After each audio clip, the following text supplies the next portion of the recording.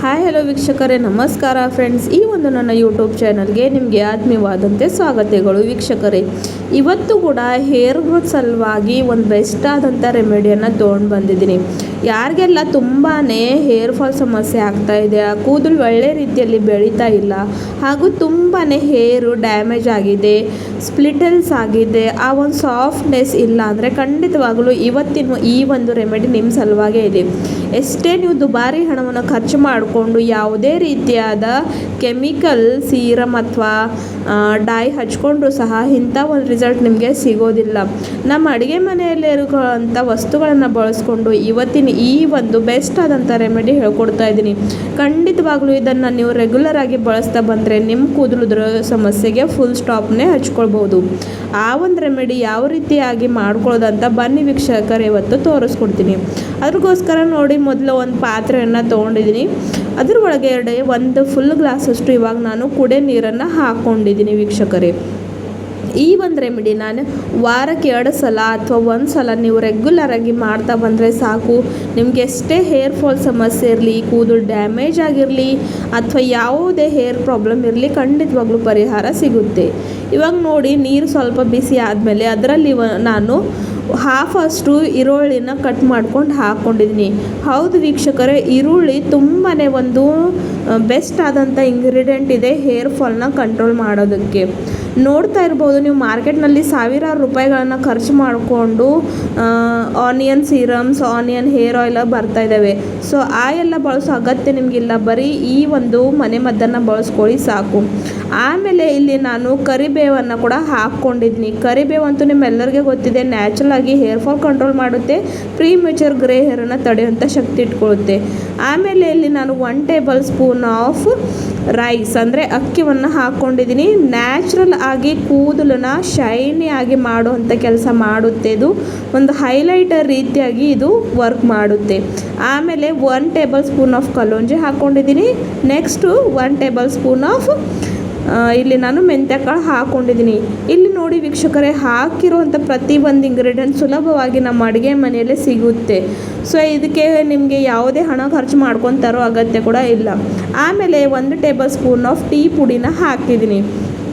Next ಇದರಲ್ಲಿ ಮತ್ತೊಂದು best ಆದಂಥ ಇಂಗ್ರೀಡಿಯೆಂಟ್ ಹಾಕ್ತಾಯಿದ್ದೀನಿ. ಅದು ಬಂದು ನಾನಿಲ್ಲಿ ಇನ್ಸ್ಟೆಂಟ್ ಕಾಫಿನ ಬಳಸ್ತಾ ಇದ್ದೀನಿ. ನಿಮ್ಮ ಹತ್ರ ಯಾವ ಒಂದು ಬ್ರ್ಯಾಂಡಿಂದ ಅವೈಲೇಬಲ್ ಇರುತ್ತೋ ಅದನ್ನು ಇಲ್ಲಿ ನೀವು ಹಾಕ್ಕೊಳ್ಳಿ. ನೋಡಿ ವೀಕ್ಷಕರೇ, ಇಲ್ಲಿ ನಾನು ಹಾಕಿರುವಂಥ ಇಂಗ್ರೀಡಿಯೆಂಟ್ ಸುಲಭವಾಗಿ ಸಿಗುತ್ತವೆ, ಹಾಗೂ ಹೇರ್ ಫಾಲ್ಗೆ ಅಥವಾ ಹೇರ್ ಡ್ಯಾಮೇಜ್ಗೆ, ಸ್ಕ್ಯಾಲ್ಪ್ ಪ್ರಾಬ್ಲಮ್ಗೆ ಪ್ರತಿಯೊಂದಕ್ಕೂ ಈ ಒಂದೇ ರೆಮಿಡಿಯಲ್ಲಿ ಸೊಲ್ಯೂಷನ್ ಇದೆ.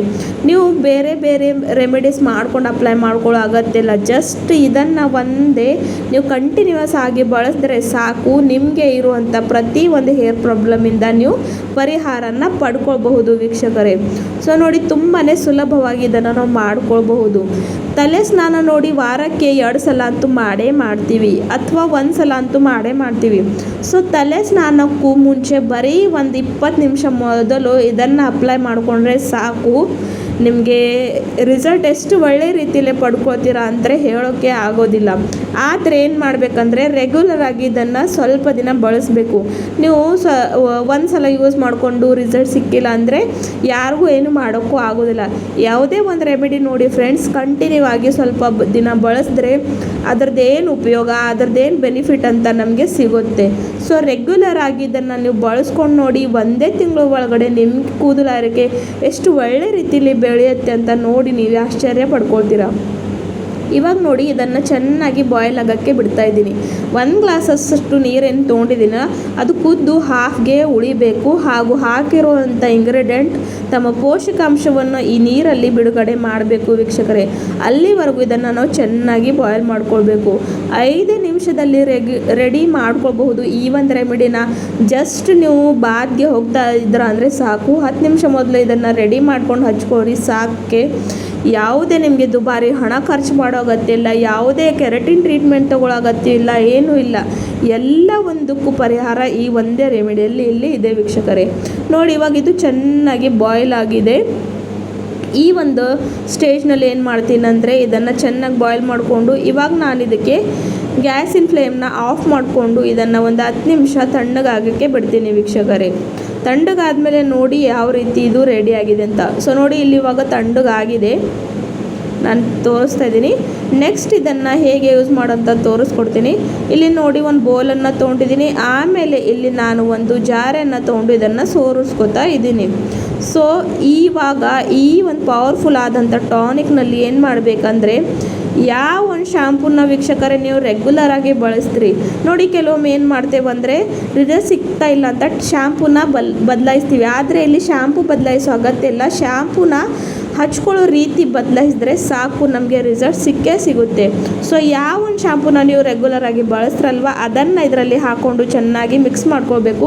ತಲೆ ಸ್ನಾನಕ್ಕೂ ಒಂದು 20 ನಿಮಿಷ ಮೊದಲು ಇದನ್ನು ಈ ಒಂದು ಮ್ಯಾಜಿಕಲ್ ಆದಂಥ ಟಾನಿಕ್ನ ಹಚ್ಕೊಂಡು 20 ನಿಮಿಷ ಬಿಟ್ಟು ಆಮೇಲೆ ಬರೀ ನಾರ್ಮಲ್ ವಾಟ್ರಿಂದ ತಲೆ ಸ್ನಾನವನ್ನು ಮಾಡ್ಕೊಳ್ಳಿ. ಬೆಸ್ಟ್ ಆದಂಥ ರಿಸಲ್ಟ್ ಪಡ್ಕೋತೀರಾ. ಕಂಟಿನ್ಯೂಯಸ್ ಆಗಿ 1 ತಿಂಗಳು ಬಳಸಿ ನೋಡಿ, ರಿಸಲ್ಟ್ ಸಿಕ್ಕಿಲ್ಲ ಅಂದರೆ ಹೇಳ್ತೀನಿ. ಸೊ ಖಂಡಿತವಾಗ್ಲೂ ಈ ಒಂದು ಬೆಸ್ಟ್ ಆದಂಥ ರೆಮಿಡಿ ನೀವು ಕೂಡ ಟ್ರೈ ಮಾಡಿ, ನಿಮ್ಮ ಫ್ರೆಂಡ್ಸ್ ಫ್ಯಾಮಿಲಿಗೂ ಕೂಡ ಶೇರ್ ಮಾಡಿ. ವಿಡಿಯೋ ಇಷ್ಟ ಆದರೆ ಚಾನಲ್ನ ಲೈಕ್ ಮಾಡಿ, ಸಬ್ಸ್ಕ್ರೈಬ್ ಮಾಡಿ. ಪೂರ್ತಿ ವಿಡಿಯೋ ನೋಡಿದ್ದಕ್ಕೆ ಧನ್ಯವಾದ.